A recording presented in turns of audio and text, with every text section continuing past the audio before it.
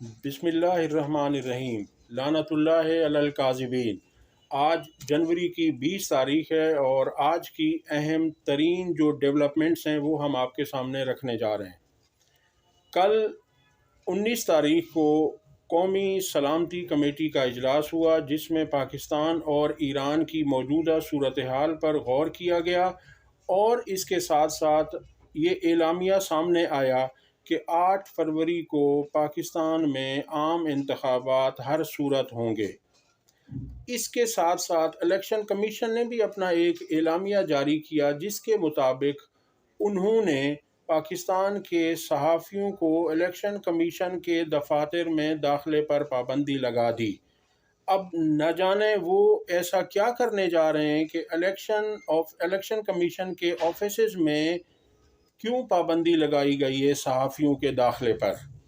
اس کے ساتھ ساتھ اس چیز کو دیکھتے ہوئے انٹرنیشنل میڈیا بھی کافی سرگرم ہے اور اس کے بھی کافی سارے لوگ اس بارے میں پاکستان کے الیکشنز کے متعلق اپنی رائے دیتے ہیں، اور کرسٹینا لیمب نے بھی اپنے ٹویٹر ہینڈل سے ایک ٹویٹ کیا ہے جس کے متعلق انہوں نے یہ کہا کہ پاکستان میں الیکشن کی شفافیت پر کافی سوالات ہیں، کیونکہ پاکستان نے انٹرنیشنل صحافیوں کو پاکستان میں آ کر الیکشن کی کورنگ کے متعلق ویزے جاری کرنے سے صاف انکار کر دیا ہے۔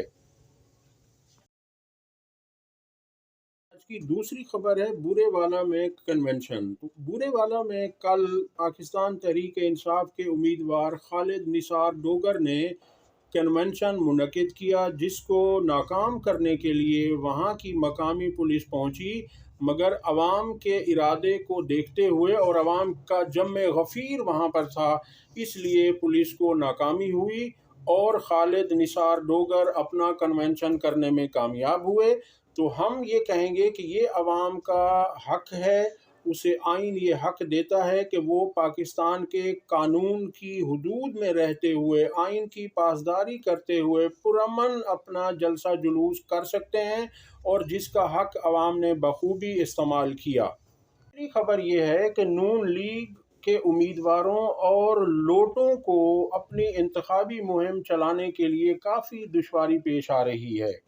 اس سلسلے میں یہ ہے کہ سب سے زیادہ مشکلات خواجہ آصف کو سیالکوٹ سے ہیں، جہاں کی عوام ریحانہ ڈار صاحبہ کے حق میں بہت زیادہ تعداد میں نکلی ہوئی ہے، اور اس عوام نے خواجہ آصف اور نواز شریف کے خلاف شدید نعرے بازی کی، اور اس کے علاوہ لوٹے جو بھی تحریک انصاف چھوڑ کر کسی دوسری جماعت میں گئے ان کے لیے بھی کافی مشکلات ہیں۔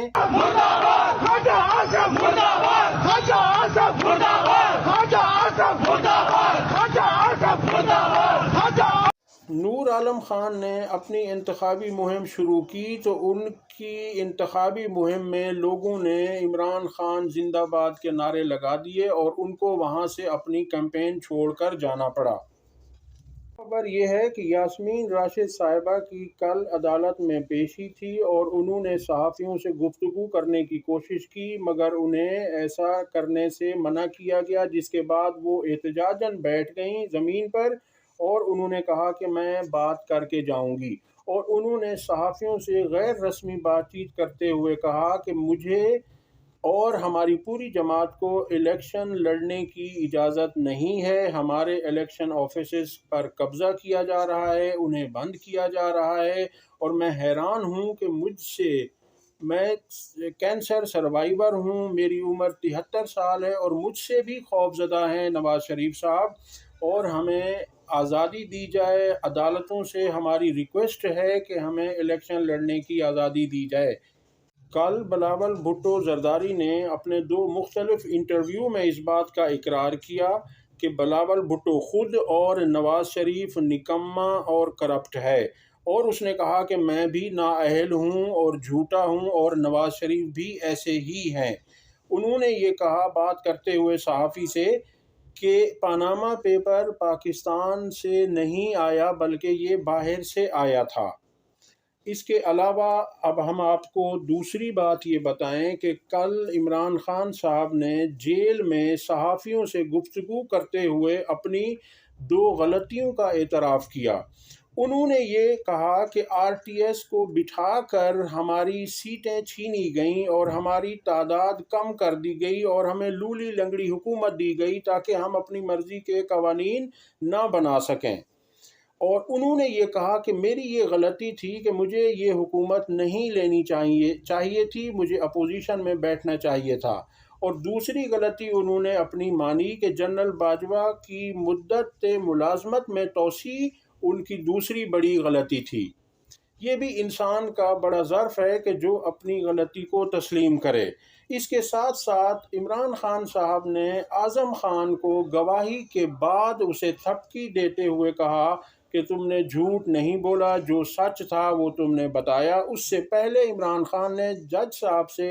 یہ کہا تھا کہ اس کی گواہی قرآن مجید پر لی جائے، اس کا ہاتھ کلام پاک پر رکھوایا جائے اور پھر اس سے گواہی دلائی جائے تاکہ یہ جھوٹ نہ بول سکے۔ اور گواہی کے بعد عمران خان نے یہ کہا کہ تم نے حق سچ کی گواہی دی ہے۔ آج کی آخری خبر یہ ہے کہ تحریک انصاف کی حکومت نے مدر اینڈ چائلڈ ہسپتال کے نام سے 5 سے 6 ہسپتال پاکستان میں ان علاقوں میں قائم کیے تھے جو ریموٹ ایریاز ہیں، جو دور دراز کے علاقے ہیں اور جو پسماندہ علاقے ہیں، جن میں ڈیرہ غازی خان ہے، لیا ہے، اٹک ہے۔ مدر اینڈ چائلڈ ہاسپٹل کو پہلے تو انہوں نے اس کا نام تبدیل کیا اور جنرل ہسپتال رکھا، اور اس کے بعد بھی انہوں نے اپنا غصہ نکالتے ہوئے عمران خان کے نام کا جو افتتاحی تختی تھی اس کو بھی ہٹا دیا گیا۔ اور ہم حیران ہیں کہ یہ نگران حکومت اس حد تک گر گئی ہے کہ وہ اس کی کوئی حد نہیں ہے۔ کسی نے خوب کہا تھا کہ تم گرانے میں لگے تھے، تم نے سوچا ہی نہیں، تم گرانے میں لگے تھے، تم نے سوچا ہی نہیں، میں گرا تو مسئلہ بن کر کھڑا ہو جاؤں گا، مجھ کو چلنے دو اکیلا،